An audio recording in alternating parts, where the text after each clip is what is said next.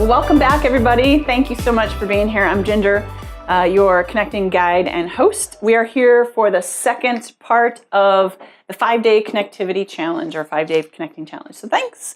If you are subscribed to the channel or you are somehow connected to Google, right, Sean? Google? Like right. Through Gmail or something like that, then you can make comments today and bring them on. Sean's going to read them. Sean, would you wave in front of the camera so people know your rear and you're not a figment of my imagination? That is my fault. He waved his whole head. That's all right. It's good. Have a live studio audience today. Annie is just to stage right, I think. Is that the correct vernacular, Sean? Stage right? Yeah. Yeah, from the viewer standpoint. So glad you're here. Thank you very much. So let's get right to it. The first 3 videos, we talked about the first 3 moves in connecting. And those 3 moves in review are the first 3 steps, live TV. You get what you get. If you're watching after the fact, thank you so much for tuning in as well. Feel free to share. So the first 3 steps in connecting are as follows. The first one is what I call the first move. It's how do you actually make contact with somebody? It's not creepy. It's not pushy. It's simple. It's pure. It's easy. It should be relaxed. I know some of you are saying, well, I don't know how to do that yet. It's okay. Hang with me. I'm going to be here for you. I got your back. And so that first move is that first contact. How do I initiate a conversation? I'll take our fine studio audience just off stage right as an example today. Friend Annie is here, and we met because another friend of mine and I were talking about people that were really making things happen and interesting and fun and smart and all those things, and Annie's name came up. And I'm not doing that to assuage anything, but I feel that way. And so she responded to my email of, hey, let's get together. I've heard some great things and so forth. That was my first move. I made that contact. And so after the first move is the why in the road. The why in the road is deciding, after I make that first contact, do I stay or do I go, with a nod to the Clash? And if you go, that simply means you keep moving. It doesn't mean you leave or flee or stop. It simply means that you decide that, that isn't probably what I want, so I'm going to keep moving. And there's lots of road to ease on down, so that's a good kind of permission slip to give yourself. I think we feel this sense of obligation sometimes that we have to do everything that we think about or that we start or we initiate or we're invited to. I'm here to give you a permission slip today. Right? Because, your life would be a train wreck and it really wouldn't be in your control. And so the great thing about connectivity is an underpinning foundation is that when you're connecting and you're doing it on purpose and with purpose and for the good of the whole, so to speak, you find that it's really easy to say yes to what you want to do and say no to what you don't. And saying no doesn't make you a bad person, by the way. It makes you a stronger, more focused person on what you want to do. So that why in the road of saying, yes, I want to pursue this contact and turn it into a connection, or, I don't think so, I'm going to keep going. Those are good things to keep in mind. The third piece then is choosing your path. Once you've chosen that why, that arm of the why in the road, then where are you going to keep going and how do you do that? So today, I've got more chai. I've got my Snoopy mug today. Hang on. The next step after those first 3 is what I call FUFT. Follow up and follow through. It is what I believe the fundamental area of massive opportunity to really grow relationships. And I'm going to explain both follow up and follow through, why I believe they're tantamount to growing relationships that are meaningful, that help you along in your life and that you can help somebody else in, because I believe they are so often not included in our efforts.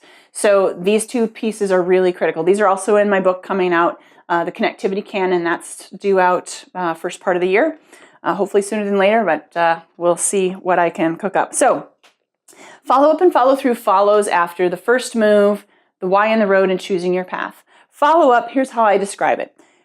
The follow up are your actions immediately following those first 3 steps. So Annie and I met. What's next? Well, I knew within the first few minutes, like, wow, I really like this person. She's smart. She's engaged. I believe that there's something I can learn from her. I am very willing to participate in that relationship and give and help as I can. And so to me, there's a connection. So then what? I've chosen those first 3 moves. then what? I'm sitting there and thinking, this is great. What do I want to do next? That's follow-up. So some of my maneuvers include hard copy thank you notes. I believe that still writing hard copy mail is very effective because there's not a lot of who body mail sent these days. Go ahead and ask it, what's who body mail? Yes, have you heard that term before? No. I love that word. Who body mail was a term that I came to know when I was a freshman in college. We got to campus and part of orientation was a big lyceum and let's talk about this and you're going to be going to your mailboxes multiple times a day hoping there's more new mail and they're not credit card solicitations and so forth. And the who body mail was the mail from somebody who mattered, right? It was from your parents. It was from your classmates. It was from your aunt and uncle checking up on you. Whoever it was from somebody who is important to you. So who body mail, thank you notes, cards, those kinds of things, that's a follow-up maneuver. It can be a small gift if you like. Say you go on a date, you have a great time. What do some people do? They send flowers. What a nice follow-up. Again, this isn't creepy or pushy or anything. This comes from a genuine desire to continue growing the relationship. It can be overall to me, it's an acknowledgement or a recognition of, hey, it was really great to connect with you. Because the second the connection clicks, that cog moves into place, then you can go somewhere. So that's what follow-up is to me. It's that immediate action after those first 3 steps. It carries the communication forward, it keeps you moving, and that's where I believe that future possible connectivity expresses the appreciation of having spent time together. Remember, folks, connectivity is in person. It is not online. Online can enhance only after the fact. Online is not real until it happens in real time. And if you want to argue about it, fine, great, go for it. It's a free country. I believe that connectivity is in person. So whether it's live on the phone or live in person, face-to-face or FaceTime or Skype or whatever tools you want to use, I believe that that's fundamentally where the genesis of connectivity is. Because you think about online for just a minute, and you think, okay, so I know some people online. How well do you really know them if you haven't been in the same room with them? It's a totally different dynamic. I'm not negating or dismissing that because I've turned some Twitter contacts, for example, into real friends. Yet, to me, until I get to meet them in person, until I shake their hand or give them a hug or comment on their great scarf or whatever it is in person, that is a different kind of relationship. So, and this is connectivity as I see it. Remember, you can decide your own. This is what I'm here to share with you from where I'm coming from because I've seen it work. Second part of the FUFT, we've got the follow-up, which is the FU, so to speak. Then we've got the FT. And the follow-through, this is where the relationship can really grow. So follow-through takes all the first 3 steps and the follow-up and then really propels it forward. It's really where the long-lasting and the relationships develop. It's the longevity. It's those things. Let me give you a few examples of that. It's staying in touch. This is more than Hallmark, folks. You can write letters, cards, emails, notes, whatever that might be. It is intentionally reaching out to somebody to keep the relationship.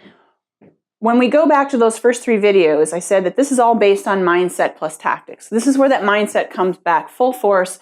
If we're in the mindset that, look, I want to connect with somebody because there is purpose, there is meaning to this, then you're thinking of that when you start. And so when you have that in mind to begin with, that I'm doing this intentionally, intention, mindset, attitude, whatever you want to call it, that has to be present in order for you to become a good connector, because a good connector is interested, not just interesting. I think we've heard some of that lately in some different outlets and different formats. I've certainly seen some different pieces, like how do you become a good connector? Marie Forleo, great example. She said, be interested instead of interesting, and follow through is being interested. Because when you're interested in somebody, you're taking a genuine approach to figuring out who they are and what makes them tick and what you can possibly do for them, how you can serve them. Sidebar here, folks, is that if you're in any kind of business endeavor or any kind of endeavor where you want to make progress, connecting is marketing. And that connectivity piece of the follow-up and follow-through will help people remember you. You stand out because if you are genuine, if you're coming from that mindset place, if I really want to help somebody, and that's the right contact and the right connection, then wow, anything is possible. That's super powerful. The follow through, you can think of it as diligent farming. Anybody out there farmed before? A gardener? Are you a gardener, Annie? Mm-hmm. All right. So you put the seeds in the ground. Do they come up the next day? No. No, dang it. Wouldn't that be something if they did, right? Yes. You could sell those and make $1 million on that. But farming is just like follow through. It's that constancy to purpose. It's the weeding, it's the care and feeding, it's the maintenance, it's all those things that maybe sometimes we feel impatient about, yet it's so critical. I have found some of the things that I've done over the years have been, while I haven't seen it right up front, they have been meaningful maneuvers to the people who I have, who I've executed some different maneuvers with. So a couple examples for me, again, I go back to hard copy mail. My local post office loves me. I love them too. They're good people. It's really cheap when you think about it. Just put 49 cents in a stamp on a letter and send it all the way across the country. $1.19 to send it up to Canada. That's a heck of a deal by any standard. To stay connected with follow through and letting somebody know that you care about them or that you're interested or you saw an announcement in the paper or you wanted to invite them to a party, whatever it is, that's follow through. It's that long tail of how do I want my life to develop with the people who I know and who I want to get to know better. That's how I look at it. It's that care and feeding. It's that you take that Who Body mail and you put it on some great growing juice, and then your seeds will come up overnight. But it won't be overnight, actually. It'll just seem like overnight, because then when you're in that spot, you're like, oh, who do I know? Oh, this is perfect. I know someone. And that's the moment where you can say you truly know them. It's not just that you've met them. That's networking. Remember, folks, this is not networking. Connectivity is not networking. It's different. Networking has a place. It's totally different. For a lot of people, networking feels very should-oriented, very pushy, very creepy. Oh, my boss tells me I need to go here, and I think I should meet 5 people. Have you ever been in that spot? If you have, then, like a lot of us, you think, oh, well, now what do I do? If you take the connectivity route instead, you're going to decide what's the first move, what's the why in the road. This is not forced. The why in the road is your choice right there. That's the beauty of it. You get to decide, oh, yeah, I like this person, or I don't think they're going to be a fit. And it's not even about liking. It's about finding the connections of affinity and mutual interest and those kinds of pieces that make connectivity really stick. So the follow-up and follow-through, I'll be publishing this on my website as well. I'll put a post up that defines these two. I think I might already have it up, but I'll put one up there specifically following the video today. So that's where we're at right now. We've reviewed the first 3. We've gone into FUFT, follow-up, follow-through, and several of you gave me questions and stories to share today. So I'm going to do that next. And again, we've got the live feed on. I'm Ginger, your connecting guide. If you've got something you want to ask or comment on, feel free to do that. Let's see, Sean, tell us again where we can find that on our screen if we're watching live. It should be on your left-hand side or down below if you scroll past the left-hand side down or scroll down below, depending on the size of your device. Right-hand side. Yeah. Right-hand side. Anyway, check it out on the page and let us know what you got. Several of you made comments and went back and forth. And in fact, there was a new connection that was built in the first round. Maya and Carmen got together, so that was really cool. And that's exactly what this is all about. They took the first move to participate in the challenge, and then I connected them through email, and they're off and running, probably having a great time talking about Latvia. I have one comment here. Please. It says, I feel like sometimes when you're at a network meeting, it ends up getting salesy. Sometimes I just want to get to know people. Yes. Is that your comment? Excellent. So sometimes... Isn't it right? I mean, people trying to sell you on the first meeting, and, sometimes I just want to engage and get to know people and talk about the future, hey, I know a guy, instead of, right. I'm not here to sell my product. I'm just here to let you know this is what I can do. Absolutely. So let's talk about the difference of networking and connecting, because that example that Sean, our fine filmmaker, just gave us, sometimes you go to an event and you feel like it's kind of, you need to do something, or that you need to sell or something like that. I want to help you resist that urge and just relax, drop your shoulders and say, you know what, I'm going to go to this event because I want to. And even if you feel like you have to, or someone says, please go to this event for the company or whatever it might be, you can still go and enjoy it. So here are some different tactics I would encourage you to think about. First of all, choose the number of people you want to meet in a meaningful way. You go to a big event, there's hundreds, right? How do you pick? Well, you simply do. Find somebody who has a shirt that's a color that you like, or don't go to somebody you already know. Go to somebody you don't know. It could be somebody standing next to someone you know. That could be a great entree. If I see Annie standing next to somebody else I don't know, first of all, I'm going to be compelled to go talk to her, and she could introduce me to somebody else. That's an entrance. That's a first move. If I see somebody else who has another green shirt on like I do, and I want to go over because I'm not quite sure what to talk about, yet I know I want to initiate, I could talk about something relatively innocuous and safe. When I talked about the first move in the first video, which you can access on this page as well, I talked about choosing a topic that feels pretty neutral and safe and pleasant overall. So something that's an opening, gosh, that's a great green shirt. Oh, thanks. What if it stops there? Well, then you could chase it a little bit further, or you could let it go. There's lots of ways to do it. When I coach people, I help them keep going with that. And if you're interested in those kinds of areas of expertise, let me know, ginger@gingerjohnson.com. Yet to go someplace and to resist the, oh, I think I have to meet a bunch of people and I have to sell a bunch of stuff, that's not connecting, folks. That's sales. And that's great. Yet know the difference. There's connecting and there's sales. When you connect from a service mindset. It's that mindset, it's that how can I help the people in the room? And then here's the best part about it. If you are looking to grow whatever, your business, your sales, your team, whatever it is, when you serve people, when you come into that conversation in that situation with an open mindset of service, the sales will come. There's no doubt about it. It's not universe, it's not woo-woo, it's not ethereal, it's the truth. So when you're in those situations, keep in mind that to think about how you can serve somebody will be way better than how can I sell something. Don't be pushy. Don't be that person. Nobody really likes that person. And those people that do that, I say those people, that sounds really condescending. I don't mean to sound condescending. But the people who do that, they need our help. They need our support to let them know that we're really interested in them first. Let's just talk about you. And then let's talk about what's next. So those are some things to keep in mind. Does that help, Sean? Absolutely. Okay, right. Dan Pink has written a whole bunch of great books. His latest one called When just came out. And in one of his earlier books called The Cell is Human, fascinating book. Have you read much of Dan Pink? Sean, have you read any of his? Great stuff. He talks about our motivators and what drives us forward. In fact, one of his books is called Drive. And he said, when you're tempted to upsell, upserve instead. I like that. Because if you think about how can I serve instead of how can I sell, boom. Because guess what? Not everybody's your client. Not everybody is your audience. Not everybody is your neighbor. Not everybody is your friend. That's where that why in the road comes in again. We keep circling back to that. If it's not the right fit for you, give yourself the permission to say, I'm going to keep moving on. That's great.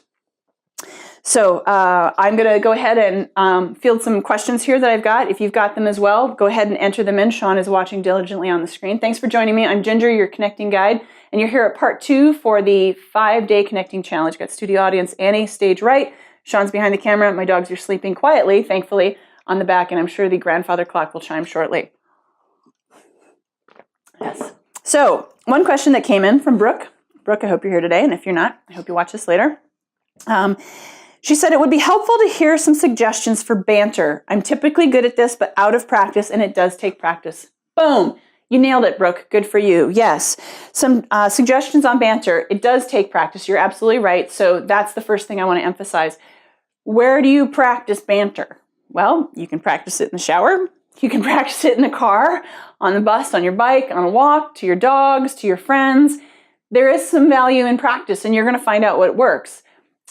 I find that I ask a lot of open-ended questions, and that's come through training myself to do so. So come up with, say, 5 open-ended questions that feel pretty safe. I would steer clear from the American question that I'm learning a lot of people really don't like to answer, which is, hey, Annie, what do you do? Right? Don't ask me that question. No, but you can rise back up to the surface and say, how about a question like this? Here's a favorite that I like. What's been one thing about your week so far that you've really had a great time doing? Or what's the best thing about your week? Or what's one thing you're excited about today? If you give some really open-ended questions, people all of a sudden, you can almost hear the cogs shifting in a different way. They're going to expect you to ask something that is relatively standard, especially if it's a, quote, business event. Oh, what do you do? I don't know too many people who like to answer that question, and I don't know too many people, frankly, with all due respect, who are that good at it. So let's ask a different question. Come up with 3 to 5 open-ended questions that feel right to you that will start a conversation. So that's one tactic for banter. Another one would be what I alluded to earlier. Say you go into an event and you see somebody else with the same color shirt, or you see somebody with an interesting pair of glasses, or whatever it might be, somebody standing by themselves over by the food table. Go ahead and stand and make your way over there, because chances are good they would like to meet somebody too, and they may not know how. So an open-ended question, keep it positive. Don't say, oh, this is a boring event or something like that. So you can say, I've never been here before. I've never seen you before. What's your name? That's a perfect opener. It feels like 5th grade, and it's still completely valid and easy and simple and direct. There's no ulterior motive. You're simply starting a conversation. See where it can go. So I hope that helped, Brooke. It's a good question. Next question was from Maya. She has a couple of thoughts about her goals. So she says, I've met fascinating and inspiring people in a few different industries. I would like some guidance on how to reconnect with some of these people. That's a great question. So with technology at our fingertips, and remember, technology isn't connecting, technology is a tool, and you can use the tools to enhance. You still need to do it real time, real life. She would like to reconnect with some people that she's met over the years that she hasn't seen for a while. That's a terrific goal, first of all, Maya, I laud you. And it's something that I'm actually doing a lot of right now. So this morning before our broadcast, I had somebody on my mind from the time I lived in South Dakota, great state, by the way. And I thought, how can I reach him? Well, what are some of our options these days? How can you find somebody? Well, turn on your computer, pick your tool of choice. One of my tools of choice is LinkedIn. And I like it because it is kind of a pre-qualified, non-rant-oriented professional format. So that's my choice for those reasons. I really like it. I put that person's name in, and I found him. And I sent him an invite, a personal invite. Don't just send invite. Like, who cares? If they don't care enough about you to say, hey, Sean, I really want to reconnect. We haven't seen each other for a while. Then I feel like just the static, robotic reply, that doesn't really cover where I'm coming from, because they're like, well, why did she just drop in? And so I'll keep you posted on what I hear from the person. That's one way you can do it. You can look on any of the platforms of choice if you like, just depends on where you think they might be. I did that with a professor, actually, Maya, now that I think about it, several years ago. And I reconnected with one of my professors when I went back as a non-traditional student. And it was great. I knew she taught art, and I knew she was from Texas, and that's about what I had. So you just start doing some digging, you start asking around and so forth. And I did find her, and I did connect, and I heard back from her. And while that's not a robust relationship, to me, that's the follow through. She's somebody who played a significant role for me at a time in my life, like a lot of professors and certain teachers and so forth too. And I simply want to stay in tune with what she's doing. And I want to know more about what she is up to and seeing how I can support or serve. And heck yeah, I'd love to get together with her when we're in the same neighborhood. So that's a good question. It's how to reconnect with people that you haven't seen for a while. The best reason in the world is you just tell them, you know what? It was great spending time with you, ABC, XYZ. I'd really love to reconnect. When can we make that happen? If they don't want to, they're going to say, well, I'm busy, blah, blah, blah, blah, blah. And then you just graciously say, okay, great. When you're ready, let me know. If they say, oh, yeah, it's great to hear from you. This is terrific. Let's talk. Then go ahead and set up a time. One key to connecting that I haven't talked about yet is being very proactive. Again, it's not pushy. It's not creepy. It's not the card shove. It's not networking. It is the organic, what feels comfortable for that person, from what I can tell. That's why in-person is so valuable. Because once you get to know the person in person, live, in front of you, beside you, then the tendency to misinterpret in an online tool like email or something else really gets diminished because you've had some interaction with that person and you're going to be able to tell better from your conversation online, whatever platform, you're going to be able to read that better. So being direct, honest, and succinct, super helpful and important for that. Maya goes on to say, there's some aspect of being a fan to wanting to reconnect with the professors in her instance, and I totally get that. She says, I want them to remember me and feel proud that I am connected to someone I think is awesome. But beneath that, I think I would like to connect with them so I feel that I'm among their awesomeness, to also be seen as influential and awesome. Well, that's a lot of awesome, Maya. And I hope to get some perspective on those feelings through the reflection and action of your connectivity course. So feeling like you're a fan, I think when you connect with somebody and you're authentic and you tell them that, gosh, Sean, I love your work, and then you have some sort of open-ended question that they perhaps don't expect, something that is about them, not too personal, yet something that is not, oh, wasn't it great to film in Australia, or I loved your documentary, and so forth and so on. When you're thinking about it and you think that that might enter in the conversation, simply relax, look at them as a regular person and think, what would be an interesting conversation line to talk to this person about? What are they doing? What am I really curious about? When I had my show Beer Radio for 4 years, it was a radio program, I loved talking to the different people. And my goal as the host was to ask them questions that they hadn't been asked before. Because if you're interviewed a lot, or even if you're interviewed once in a while, it's easy for the same questions to come up. And so I learned a lot about how to ask different questions. That was always my goal. I knew I hit it when people would say, oh, that's a great question, or I've never been asked that before. That was successful for me because I am trying to help them share something that nobody has asked them before in still a comfortable way. That's where we circle back again to the open-ended questions. Find some open-ended questions, come up with them that feel comfortable, that are positive, and that you feel are within the realm of that beginning part of the relationship. People will thank you for it. The closed-ended questions is a yes or no. Stop. What color is the sky? It's blue. Well, first of all, that's kind of an open-ended question because there's a little bit of blue, there's a little bit of gray, a little bit of white, all those kinds of colors. But figure out questions that can go somewhere, so to speak, that can really help your connectivity flourish. So those are great questions as well, Maya. Thank you. I've got a couple stories that I'll intersperse in between here. Wrap marketing design comments. Hey, Marilyn. Thank you. Yes, please. It says, great idea on sending notes. People love getting mail. It's a nice touch. Yes, excellent. Thank you. Marilyn from Wrap Graphics, one of the fine members of the marketing community here in the Rogue Valley, and I'm sure she serves people all over, says that great idea to send the gifts. Marilyn is in the business of helping businesses put together appropriate promotional goods. And promotional goods, they're so powerful if you do it right. And so Marilyn's comment, because she understands what that's like. I mean, Annie, you understand that. Sean, you understand that it's something that takes a little thought, yet it can be super powerful. So thank you for that comment, Marilyn. Absolutely. Definitely. Here's a story from Rachel. She says, a few years ago, I read a blog about thanking people who have had an effect on your life. The author embarked on a journey writing letters to 50 people over 3 months or something like that. I did not do the full 50 letters, but I did decide to reach out to one of my college professors. I had her in a film class my freshman year. She had a huge impact on me, and as a teacher's daughter, I thought she would be a great first candidate to reach out to. I didn't remember her full name, so I had to do some digging to find her information. I called her department and got her email address.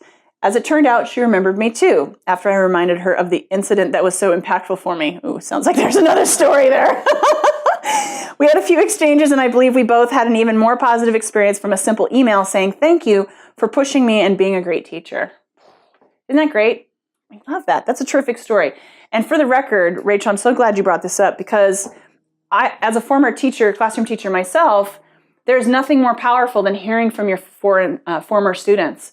And that's happened randomly over the years, just a couple times for me. I would love to hear from more on what was it like for them to be a student, because I sure as heck remember those memories super vividly, and that I had such a great time with those kids, and I can only hope that I had a great impact. So yes, write your teachers and your professors. It's terrific.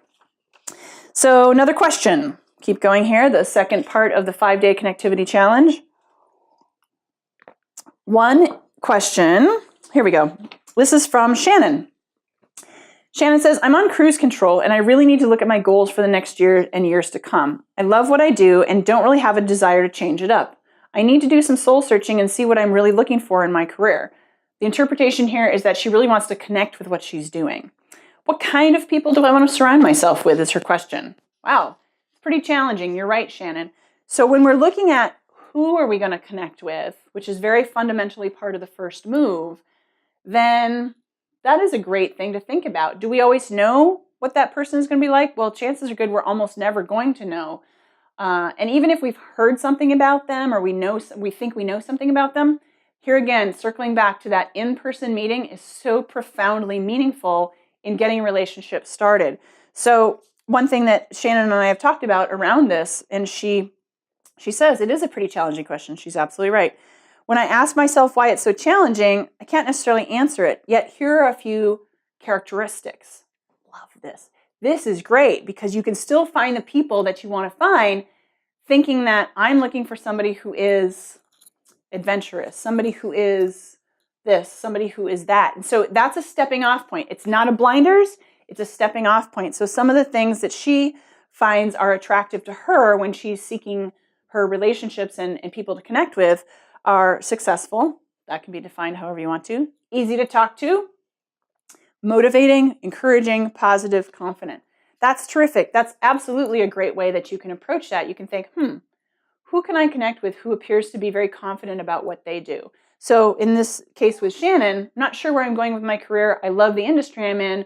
Great. Find some people who you can research a little bit and say, well, Annie's really good in her field doing that, and she seems like she's confident and comfortable and so forth. I think I'll reach out to her. Most people are flattered in hearing from somebody who wants to meet with them, right? Mm-hmm. That's a day maker. Yeah, absolutely is right. And so even if they end up saying, no, thank you, I'm not going to meet with you, or I can't, or whatever the reason is, then you've still made that contact. And guess what? That's still a success. So count that as your point and then say, okay, well, I'll find another person. Connectivity isn't a once and done. This is something you'll do for your entire life. And when you look at your life and the people you know and the people you have known, and if you pause it on who you might meet, every one of them started with the first move. Every one of them. And that's one of the things that I find so powerful. There's a story and there's a tactic to all of these things. Going back, starting with the mindset and the tactics, and everything is possible. I just believe it so firmly that connectivity is powerful that that's why we're here, and I'm glad you're here with me. So another question. This one's from Brooke. She is a project coordinator for a new organization, new community-focused organization, and they want to think about, they are thinking about network weaving for community, environmental, and economic vitality. So how do they start thinking about it? How do they start connecting with their community to spread the word? So if I've interpreted this right, Brooke, I hope I have, they are looking to connect with their community. How do you do that? Well, that's a big think, and that's absolutely valid because connectivity can happen with one person, it can happen with a whole room, it can happen with a whole stadium, it can happen with a whole country. So thinking about connectivity on a grander scale with more numbers, more people in the room, that's something that's worth thinking about. Couple comments I would make in that is, A, put your stake in the ground wherever that is and be really clear on what that is. My stake in the ground is connectivity. I connect people on purpose and with purpose. I coach, speak, write, and train. That's what I do. That's what I send out. Then the people looking for those elements are going to come find me, just like I'm trying to find them. If you are this community-focused organization, be really clear with what the organization is about. So people seeking for that kind of organization and people seeking some sort of resource or whatever it might be in their seeking, then they're going to more easily be able to find you. Stick with your message, make sure it's authentic, and people will connect with you. You will connect better with people if you're really clear on what you share with them, and so goes the merry-go-round of connectivity. So I hope that helped a little bit as well, Brooke. I have another story.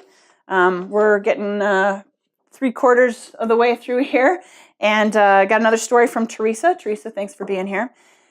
Teresa is a pianist, and she's a composer. I believe I have 3 of her CDs. And I met Teresa in the Portland airport because some of the airports now have musicians playing, which I love. It's so cool to see. That's a great tourism move, right? And so live music in an airport when it can feel hectic and there's a lot of noise going on. Isn't it great when there's good noise, right? And so I met Teresa when I bought the first CD I bought a couple years ago. I saw her again recently, I want to say in January maybe even, and bought a couple more. And she sees all kinds of people all day coming and going from the airport. So here's a story she shared. A smiling traveler walked up to a table near where I was playing piano, sat down with his carry-on luggage and a beer. Good traveler. When I finished whatever piece I was playing, I glanced over and said, "Hi." I figure if he wanted to talk, he'd say something. So she made a first move, not being pushy. He introduced himself. I gave him my name. We shook hands, and then he asked if I knew a certain song. He said that piece moved so fast, and if I didn't know it, it was okay. I YouTubed it, then played it for him. He was so thrilled. What made the interaction special was that he was headed home to the San Juans. His plane was delayed and thinks he was meant to run into me. He lost his wife to cancer a few years ago. He's looking forward to connecting with her in the future, and my piano playing made his trip unforgettable. He said he travels often, hopes he'll see me the next time he's traveling by, thanked me sincerely, and left a generous tip.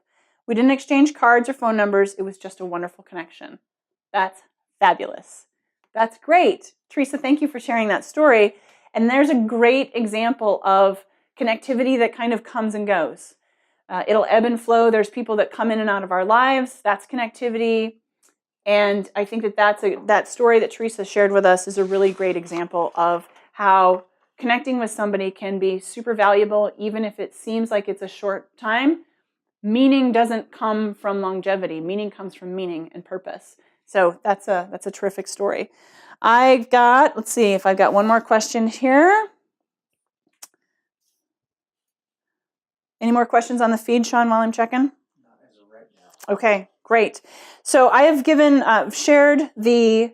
we've reviewed the first 3 steps for connectivity. We have talked about follow up and follow through, which is FUFT, as I call it. And I have shared some different stories and some different questions on connectivity. As I mentioned earlier, I'm a coach and a trainer and a speaker. So if any of those options are attractive to you, you can reach out to me at any time, ginger@gingerjohnson.com. You can also tweet along with me at @gingerjohnson on Twitter.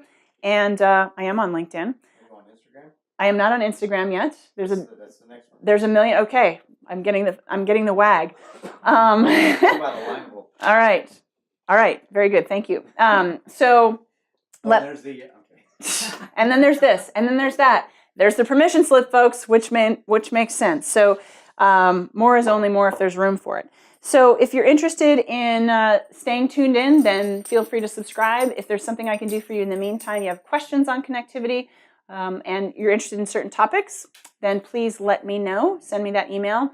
My email is public on my site at all time as well, gingerjohnson.com. So with that, I think we'll wrap it up, and appreciate you being here. You can hear my dog shaking perhaps in the background. Hi, baby. I'm totally connected to my dogs. I love them. They're great. Unconditional connection, right, Hops? Although I think she's begging. It's just about lunchtime. She's an amazing time teller. So thanks for being here. I'm Ginger. Appreciate you being here for the second part of the 5-day connecting challenge. We'll be in touch soon. Cheers.